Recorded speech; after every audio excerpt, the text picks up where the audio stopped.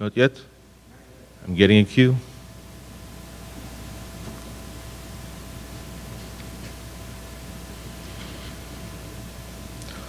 Awesome. So all welcome to my talk called Product Security Shouldn't Be Painful. I've been doing this public speaking thing for 10 years and it's still painful to me. Especially if you're talking on the last day of the last DerbyCon, which was to me an awesome conference. It's also my first DerbyCon, so who else is its first DerbyCon? Awesome. All enjoyed it? Awesome. Yeah, I think Dave and his crew has done something very special with DerbyCon, and I think we can be nothing but thankful.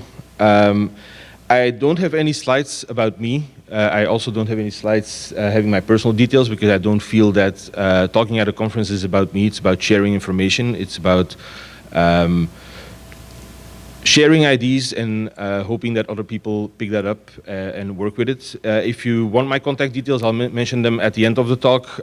Don't hesitate to walk up after the talk and share your details or ask questions, whatever. The thing I'm sharing today, a lot of people share research that they've spent 3 months, 6 months, a year on. When I was making this talk, I realized that it's mostly a combination of all the experiences that I've gathered over more than 20 years working in IT and in security, because it's a very mixed set of things that I've tried to apply here. It's based on a project that I've did with my company called Wire Security. That's the only logo you will see in the slides as well is on the front, on the first slide. What we try to do at Wire Security is let me track back a little bit. When I started my career, I was just a printer installer for a bank. I installed printers, much like Boris still does. However, I always challenged myself and tried to find things that interested me, but it also put me out of my comfort zone. When I founded Wire Security, I defined what we do as attacking wicked problems. And wicked problems are basically very complex problems that nobody wants to address or can address. Somehow, I always find a way to pull in the right people with the right mindsets and the right skill sets to solve those difficult problems. So we don't just write policies like everybody does, and we also don't do a lot of standard projects. In this case, we were asked by a client to develop a framework that allowed them to implement security in their product development lifecycle. Now, when we talk about products, it's obviously the Internet of Things. Everybody knows that. It's a lot of things that are connected now. And we're talking cars, we're talking watches, we're talking toothbrushes, and we're also talking medical devices. Now, when you see a lot of talks about hardware hacking, it's always, I got this device, I got physical access, I extracted this, the firmware, and then I reprogrammed it and I did fancy stuff with it. I ran Doom on a screen. Product security is much more complex than just putting a device on the market. It's quite a long process. However, it is not magical. There are standard processes that have existed for ages that are applied within companies to create products. It's not like seven vendors at the same time suddenly come up with a connected camera and they all put it on the market at the same time. The standard process that we're looking at is you've mostly two sources of products. First, somebody or a group comes up with an ID, does research and development, and then testing. The results of that testing flow back to research and development. In the end, you end up with a bill of materials, which is critical if you talk about product development, and also what makes it difficult to make changes after that point. Because you have all the parts that make your product, and making changes after that means going back to the beginning, creating a new bill of materials, talking to your vendors that build your products, or that produce them, and make changes to their development processes. And in the end, you have a rollout, and your product hits the market. And in many cases, people have forgot stuff, and cannot change them anymore. But that's the general process. But there is more. When you start talking to product development teams, there are a lot of rules that apply to the work they do. When it comes to medical devices, for instance, there are FDA rules, there are what they call CXP, and it's just a broad set of compliance rules that they have to adhere to. And what I do first when I enter this type of projects, because in the end, we all have the hacker mindset, the most important thing to me is to understand what the restrictions are that are applied to what those people do. So we learn all the rules, we go through all the regulations, it's a lot of reading. We often also read the RFCs of all the protocols that they are supposed to use. Because once we know what the rules are, we can subtly break them, or we can adapt what we want to implement to how the employees are restricted. And then what is also important to remember, and a returning team at security conferences is always the user is bad, developers are bad. I would contest that there is no person that walks, or no developer, or any person that walks into a company. Wait, there are not many persons, there are some for sure, that walk into a company and say, today I'm going to write bad code, or today I'm going to develop bad products. They all have good, most of them have good intentions, and we have to understand how they work to make sure that the way they work is the most secure way. Now, in this case, we're working with two main audiences, and I've studied communications a little bit when I was in high school. Understanding the audiences that you're working with is critical to success if you want to change culture. I'm not a big believer in awareness training and security awareness and security culture, because security for me is never the primary thing. You have to apply security within the culture that exists, and there's no such thing as making everybody watch the same standard videos and then hoping that they will all do the right thing. You have to be supportive, you have to be consultative, and you have to understand your audiences. So in this case, we have two main audiences. On my right, your left, there are the managers that are not technical, that are interested in certain things, but definitely not whether there's a vulnerability of CVSS 10. They don't care. They want a product on the market that can make them money. They also don't want to get fired. And then you have the developer, and I used a very stereotypical image there. I'm sorry for that, but they all look like that, right? And they're interested in challenging problems, but also in doing good work. The worst thing you can have when you work with a developer is to be at the end of the whole cycle and be the bad guy that does a pen test and then tells them that all the things they've done are wrong. If you as a security professional or a security team work with your developer, you want to be consultative, you want to be supportive, you want to give them as much information as possible. You also want to limit the red tape. There always needs to be some red tape, but you have to adapt it to what they want to do. Now, the managers, first thing they're interested in is money.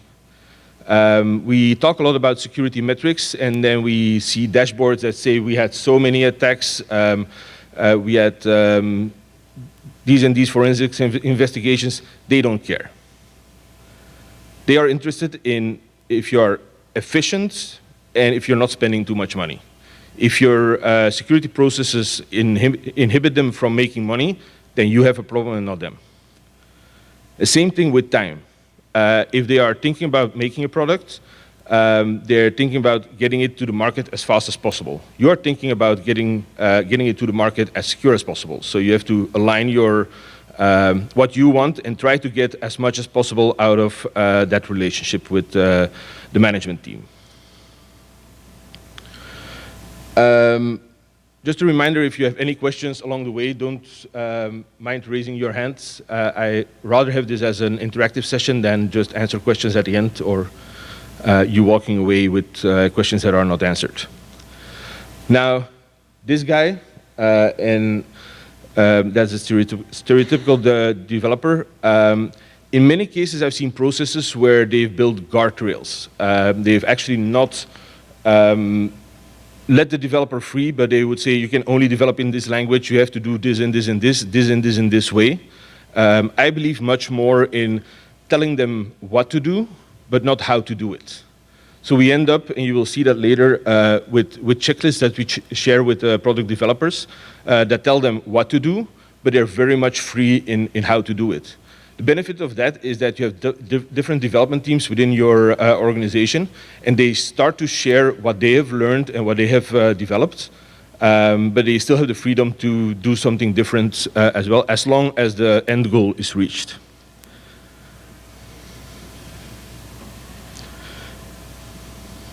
Good.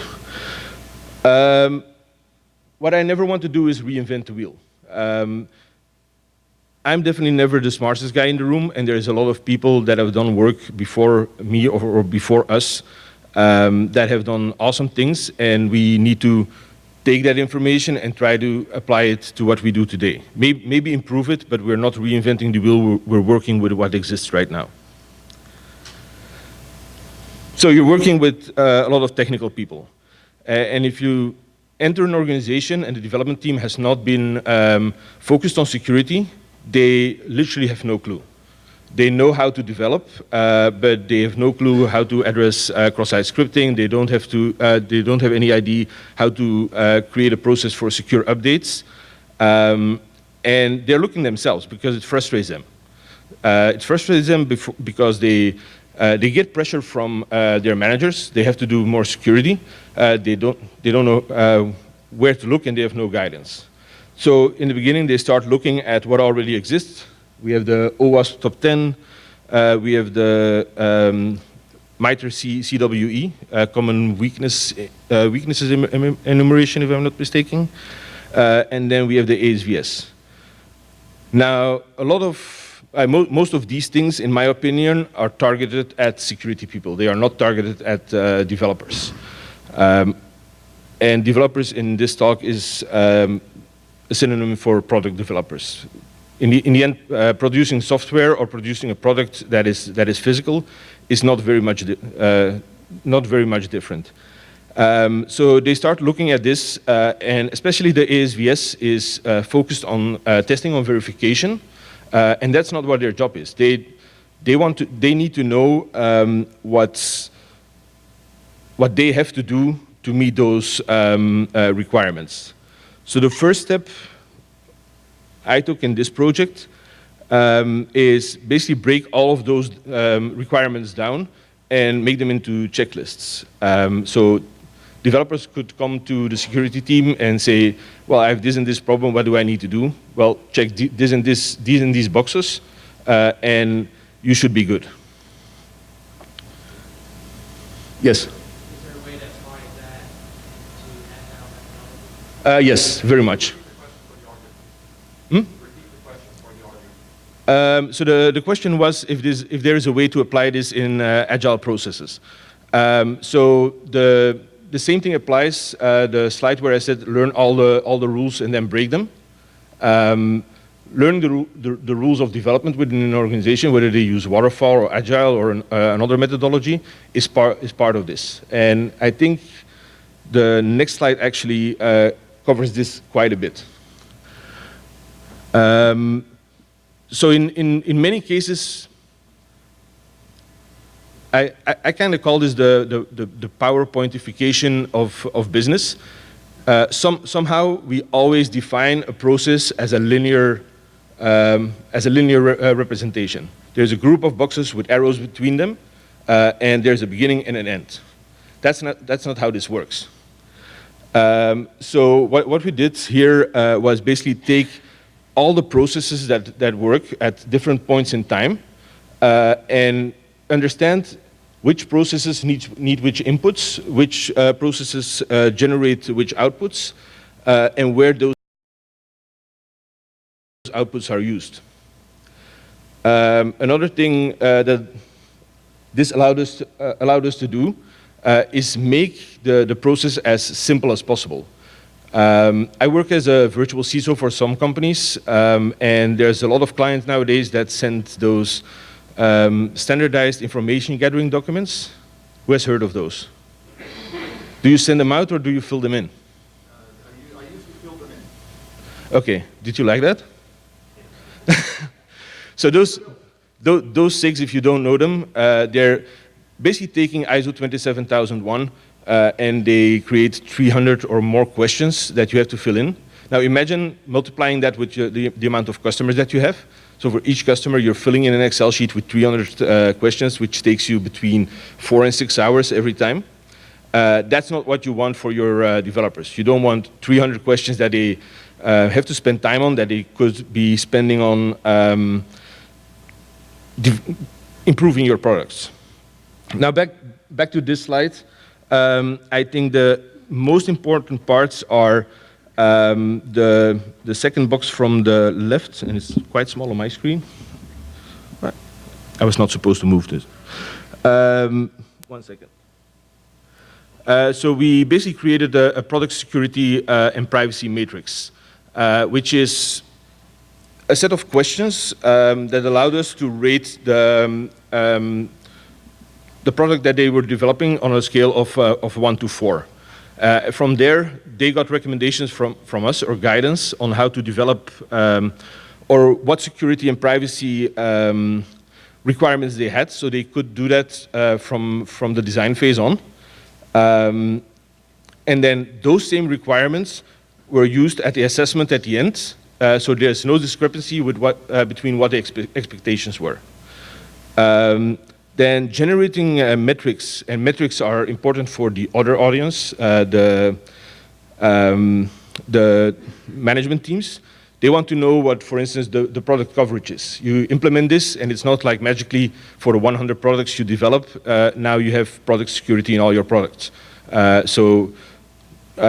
Coverage, then the different levels, those are all metrics that were gathered and created into a dashboard for the management team, but also for the product security teams, because if you have multiple products, there is some level of gamification that allows you to drive the product development teams better. If one is doing a really good job, that shows in the metrics as well, and you don't want to be you don't want that to be some kind of cage match, but you want to use that as some kind of driver to improve. Then definitely the pass-fail criteria, using those checklists and reusing those checklists in the verification are very clear. One of the most annoying things, and I think everybody shares that opinion, is when you ask someone for feedback and they're not answering yes or no. They're not giving an answer, right? That happens with security teams all the time. I think one of the things that is very important is to give clear answers. So if they have a fail grade for their security requirements, you have to give them the feedback that they need to improve. Again, focusing on not telling them what to do, but how, not telling them how to do it, but telling them what to do. So this moved to basically a spreadsheet, and I hate spreadsheets. It's the easiest representation. If you're implementing this, there are, whether you're using Google Suite or Office 365, there's something like forms in both applications, if I'm not mistaken, that you can use to automate this. So they only have to go to a web page, fill in everything, you get a reminder when it's filled in, and the process is very much automated. You don't really want to send them an Excel sheet and then wait until that Excel sheet comes back. You want to make it, again, as easy as possible. You see that there's not that many questions. We use very direct questions, mostly yes and no questions, that gives an information about what type of product it is, how critical it is for the business, what type of information it processes, and that gives us a rating. that are color-coded on your left. And then, I still think this is one of the most ingenious things I've done. I'm actually very proud of that. Color coding. It looks very stupid, but we basically took the ASVS, and we didn't follow the ASVS levels because they are mostly focused on the verification part. But we aligned with the levels that we defined for the organization. And then we color-coded the slides. We split everything up in those different levels. And when we determine that something is a level 1, we send the developers all the green slides. When we know it's a level 2, we send them the yellow and the green slides. And they very much know what to do with that. And that's something that's very, very much appreciated. Actually thinking I'm going way too fast here. Any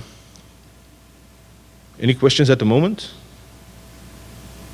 Yes? So when you said earlier not to put guardrails Yes. around, do you even go so far as to say use whatever, how loose are those guardrails as far as programming languages, that kind of stuff?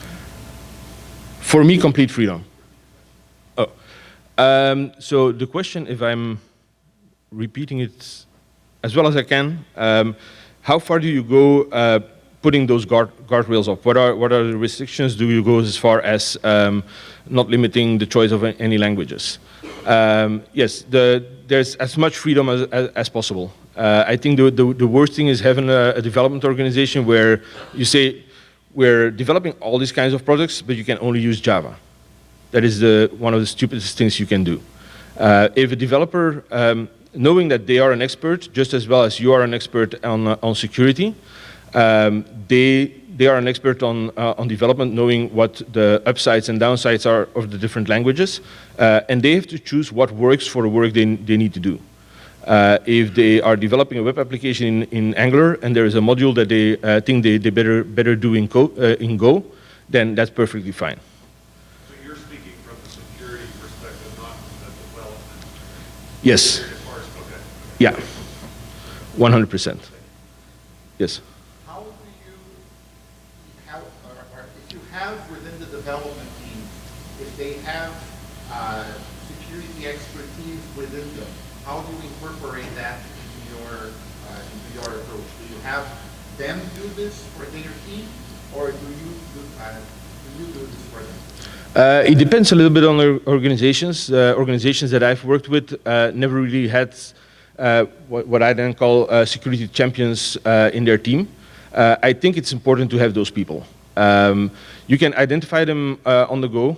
One of the most beneficial things that I've learned working with development teams is to introduce them to threat modeling. And there's a lot of threat modeling courses where someone comes in, they talk about how to threat model, and then they come with a few mock exercises, applications that they've imagined, and do threat modeling that way. The way I do threat modeling training is I do the first 2 hours of training just telling them what threat modeling is, how they can approach it.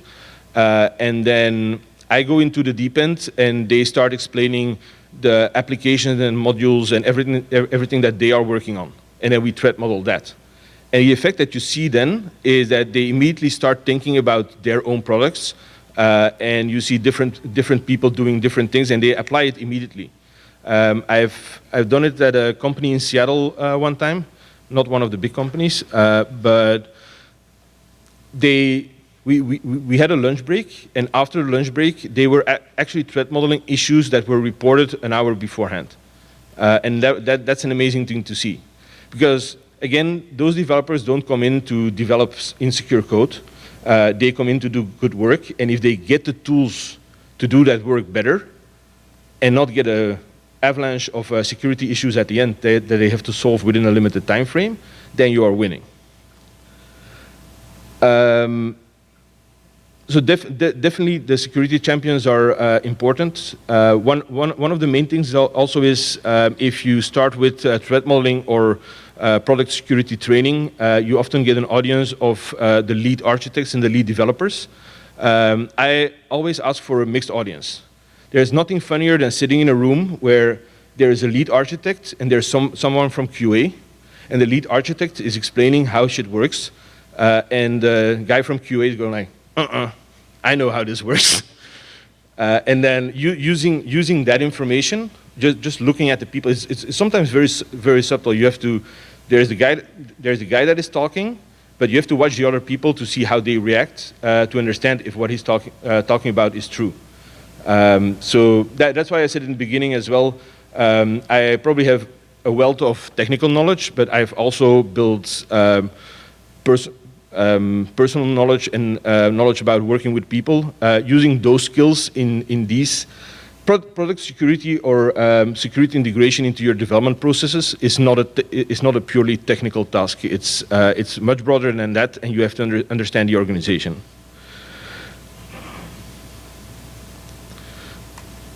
So I'm down to my last slide now for the key takeaways. One of your tasks when working with development teams is to build the relationships, not only with the development teams, but also towards the management teams. At some point, there's going to be pressure on you from management, and you're going to be the buffer between that development team and the management team. So the development can do what they need to do, and you can satisfy the needs of that management team.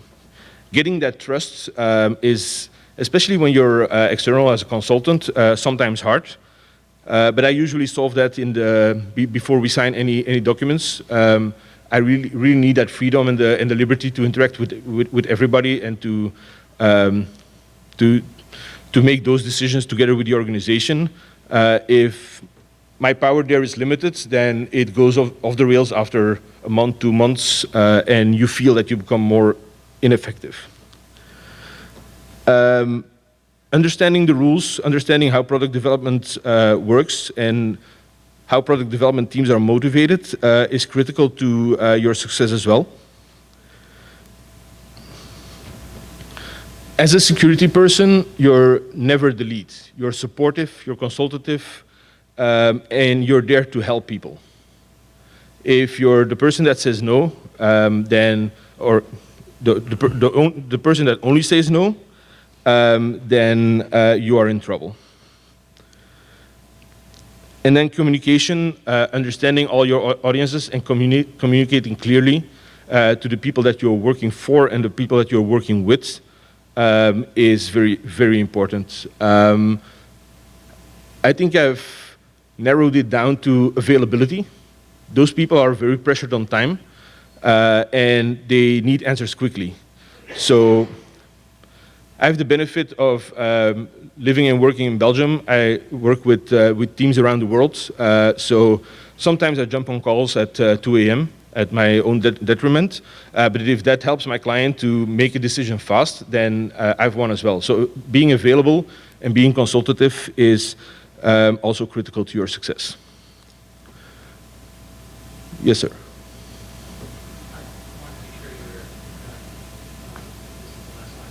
Yes. I have 2 more slides, but they are not about the content of the conference. It sounds like your approach here is a stopgap where you, instead of totally shifting left with secure coders, you've got the security team and you've got the regular developer and coder working together. Until at some point you can kind of retrain coders to become secure coders and do security by design, write your user stories with security, and even write evil user stories. And it comes down to that very beginning of secure coding where you're implementing security best practices and not moving it down in the cycle because that gets more costly. So this is interesting that you can go to the existing companies with existing configuration of the teams and assist right there without having to do like a corporate thing, right? Yes.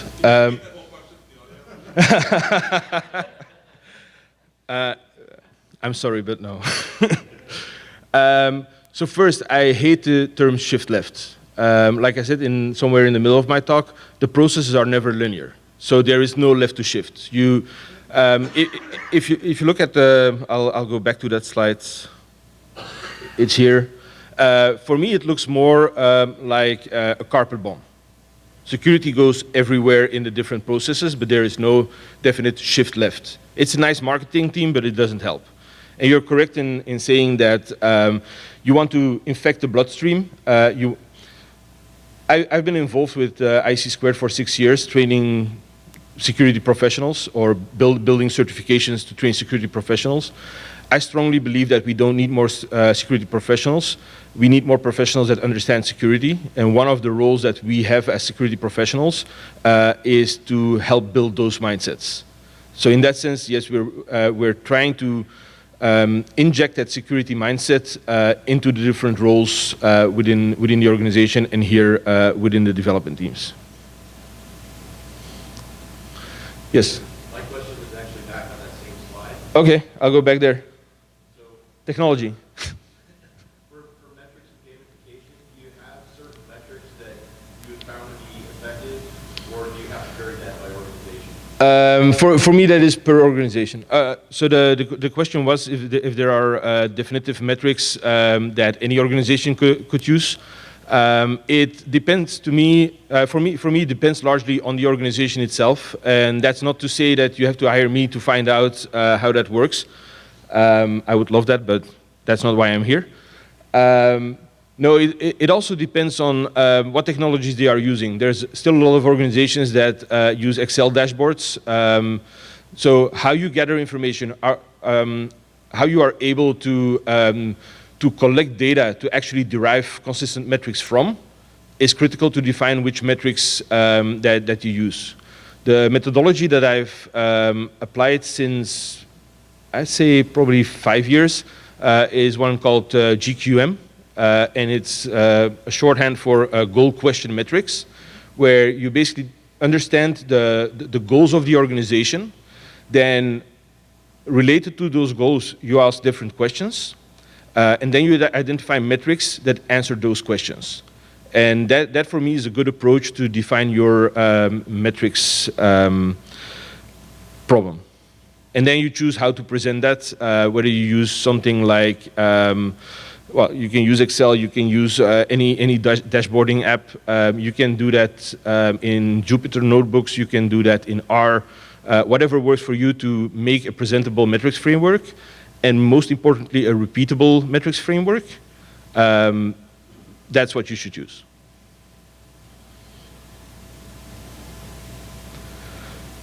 Any other questions? We still have time, I think.